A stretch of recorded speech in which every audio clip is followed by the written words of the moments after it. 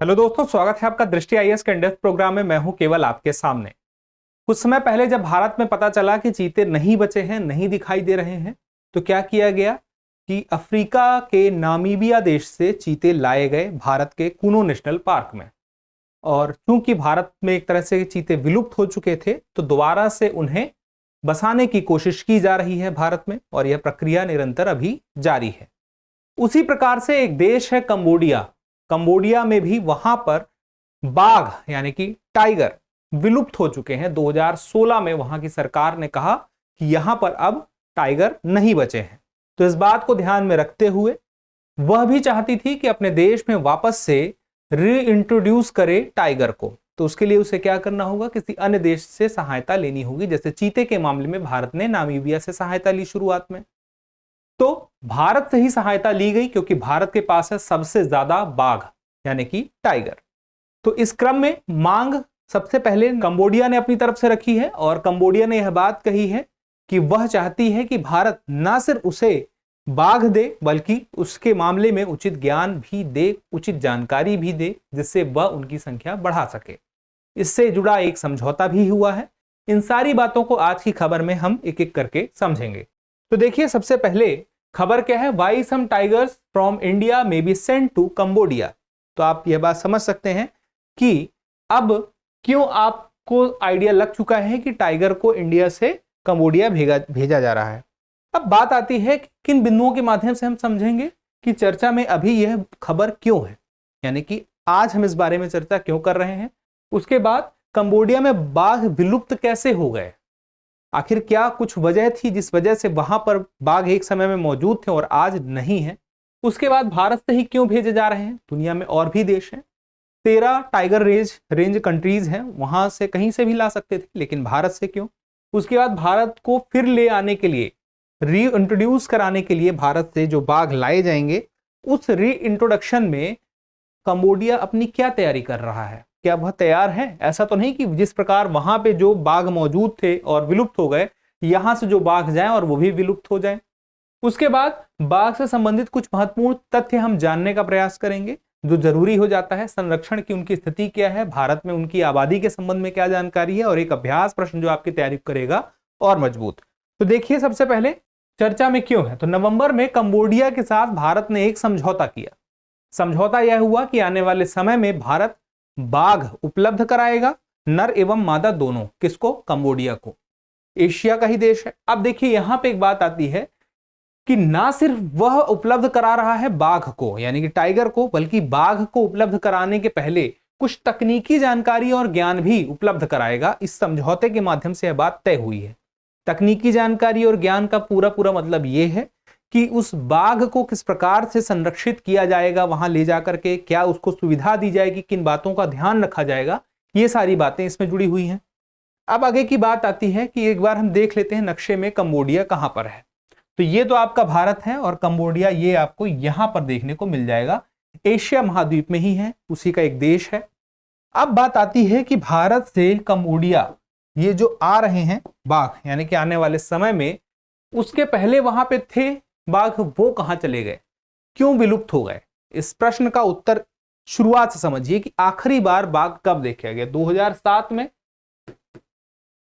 आखिरी बाघ कंबोडिया में देखा गया, और अप्रैल 2016 में कंबोडिया की सरकार ने क्या कहा,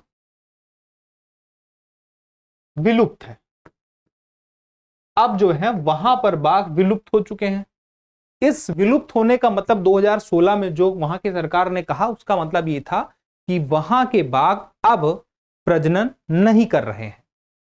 आवास का उनके विनाश हुआ, जो उनका क्षेत्र था वन क्षेत्र, उसका विनाश हुआ। इस वजह से मानव पशु संघर्ष भी बढ़े।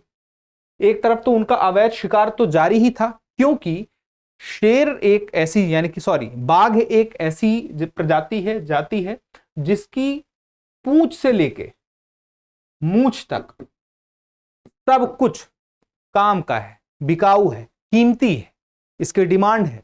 और जब इसकी डिमांड है तो उसकी डिमांड के लिए शिकार होंगे, व्यापार होंगे, और यह विलुप्त भी आगे चल के हो जाएंगे।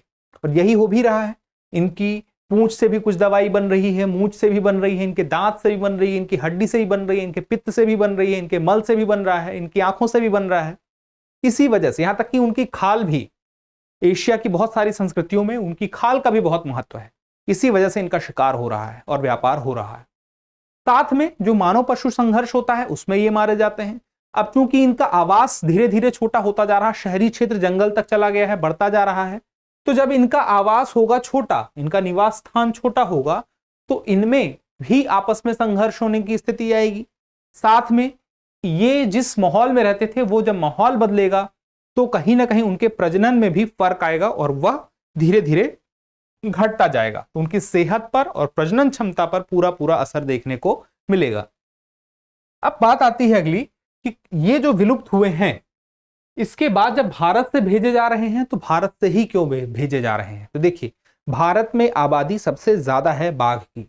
दुनिया में जितने बाघ हैं उसके 70% बाघ भारत में, लगभग 70% बाघ भारत में है संख्या के मुताबिक।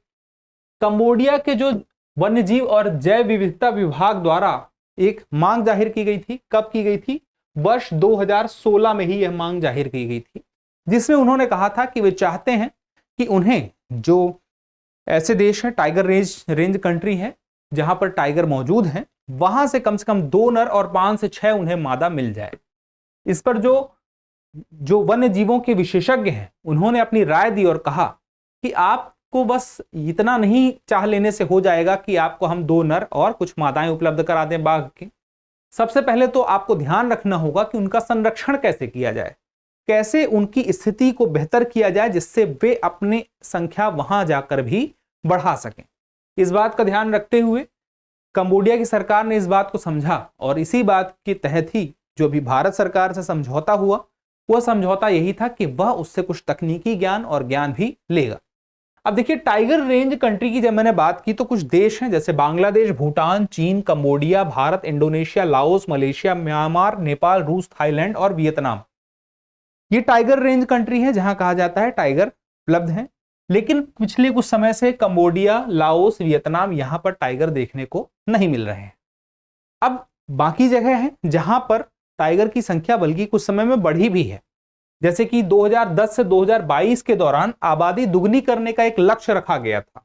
वह लक्ष्य क्या था? 2010 में सेंट पीटर्सबर्ग घोषणा, इसी के तहत लक्ष्य तैयार हुआ था। टाइगर रेंज कंट्री में जो टाइगर की संख्या है वह दुगनी की जाएगी और भारत इस मामले में देखा जाए तो 2022 तक उसे दुगनी संख्या करनी थी, लेकिन 2022 के 4 साल पहले ही यानी कि 2018 में ही भारत ने टाइगर की संख्या अपने देश में दुगनी कर ली है। तो यह बहुत बड़ी उपलब्धि है। अब देख सकते हैं यहां पे यह जो है एशियन है और ये जो कंबोडिया में सुमात्रन बाघ मिलता है जो थे वो कुछ इस प्रकार से थे। यहां पर इनकी बनावट में थोड़ा सा अंतर मिलेगा।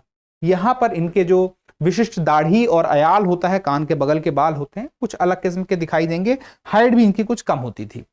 अब देखिए, जो टाइगर रेंज कंट्री की बात की थी वो कुछ इस प्रकार से आपको देखने को मिलेंगे। इस प्रकार से यह भारत इसमें शामिल है, उसके अलावा 1 2 3 4 5 यहां पे आपको देखिए कुछ 2 देश अलग से दिख रहे हैं, 4 और 11 नंबर बाकी यहां पे हैं। ये 4 और 11 क्या है? तो देखिए 4 नंबर ये आपका ये चीन है और 11 नंबर क्या है आपका? रशिया है। तो चीन और रशिया वो भी यहां पर हैं, टाइगर रेंज कंट्री में आते हैं और उसके अलावा इधर तो ये है ही। तो इस बात को आप समझ गए कि टाइगर रेंज कंट्री क्या है। अब आगे देखिए, बाघ को फिर से लाने के लिए कंबोडिया क्या कर रहा है। जैसे आपसे मैंने बताया कि वह ज्ञान प्राप्त कर रहा है, तकनीकी क्षमता अपनी बेहतर कर रहा है बाघों के संरक्षण के लिए। कुछ बातों को ध्यान में रखते हुए उसने 2000 वर्ग किलोमीटर से अधिक का एक अक्षत कोर क्षेत्र, कोर जोन एक ऐसा जोन होगा 2000 वर्ग किलोमीटर का जहां पर पहरेदारी की जाएगी, यानी कि यह सुरक्षा बरती जाएगी, कोई वहां पर जाके वन्य जीव के साथ छेड़छाड़ ना कर सके। यानी इस जगह पर अगर हम टाइगर को छोड़ें तो टाइगर को कोई नुकसान ना पहुंचे, उसका शिकार ना हो, उसको लिए खतरा ना हो, पर्याप्त सुरक्षा की व्यवस्था की जाएगी और इसके लिए स्थानीय समुदायों का भी सहारा लिया जाएगा। ये तो एक बात हो गई। आखिर वहां पे आने का फायदा क्या होगा टाइगर के?